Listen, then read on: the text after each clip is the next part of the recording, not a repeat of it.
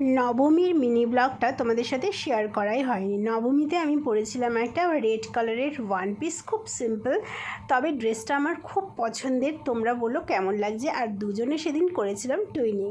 আমি টুইনিং করে যা ড্রেস পরতে খুব একটা ভালোবাসি না, তবে হয়ে গেছে, কোইন্সিডেন্টলি হয়ে সাজুগুজু করে বসে পড়লাম মেট্রোতে।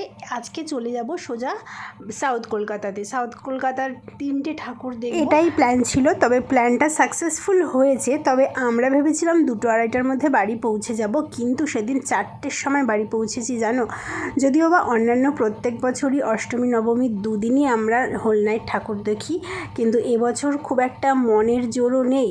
আর মনের জোর না থাকলে দেখবে শরীরও অত দেয় না, সত্যি কথা। সেই কারণে আমরা নবমীর দিনই শুধু হোল নাইট ঠাকুর দেখেছি।